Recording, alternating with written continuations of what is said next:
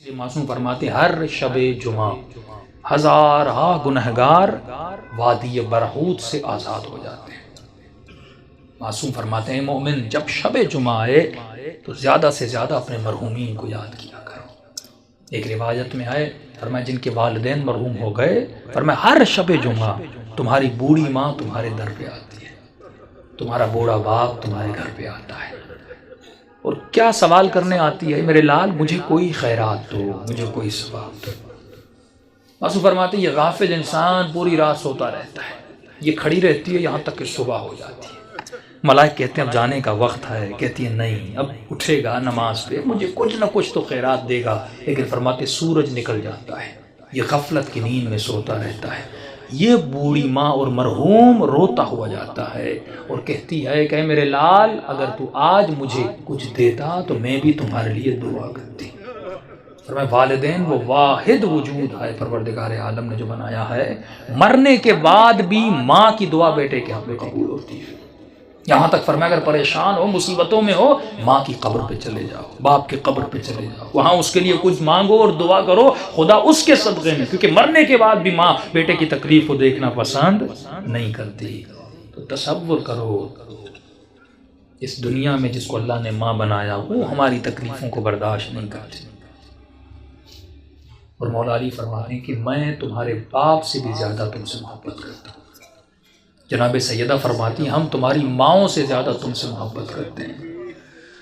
امام رضا فرماتے ہیں مومن اگر امام سمجھ کے ہم سے باتیں نہیں کر سکتا تو باپ سمجھ کے باتیں کر، باپ سمجھ کے نہیں کر سکتا، بھائی سمجھ کے باتیں کر، بھائی سمجھ کے بات نہیں کر سکتا، یہاں تک فرمایا دوست سمجھ کے باتیں کر، کبھی ہم سے ناراض نہ ہوا کر۔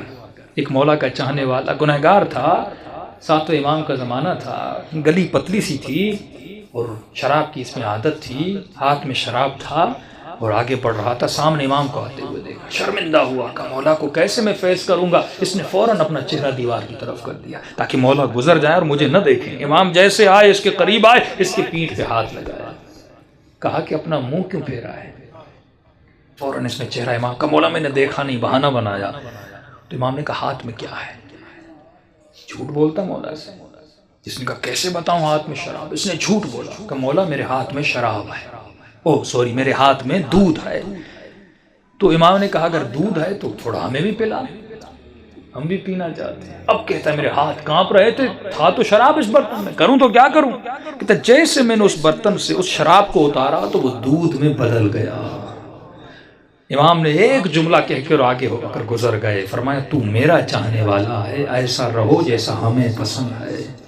دوسری بات امام نے کہا خبردار کتنے بھی گنہگار کیوں نہ ہو جاؤ لیکن کبھی بھی ہم اہل بیت سے پیٹ نہ دیا کرو۔ یہ شیطانی وسوسہ ہوتا ہے، میں نے گناہ کیا، میں نے خطائیں کی، میں اتنے گنہگار ہوں، میں کیسے سجدہ کروں، میں کیسے نماز پڑھوں، میں کیسے علی سے گفتگو کروں، میں کیسے امام زمانہ سے باتیں کروں۔ امام فرماتے ہیں ہم بیٹھے اس لیے ہیں تاکہ تو ہمارے ساتھ درد دل کرے، اور یہ وسیلہ خدا نے آپ کو دیا۔ امام رضا فرماتے ہیں ہمارے چاہنے والوں چھوٹی چھوٹی باتوں کے لیے ہمیں ہماری سیدہ فاطمہ کا واسطہ نہ دیا کرو، کیونکہ ہم ہر مصیبت برداشت کرتے ہیں لیکن اپنی دادی کی مصیبت برداشت ہم سے نہیں ہوتی۔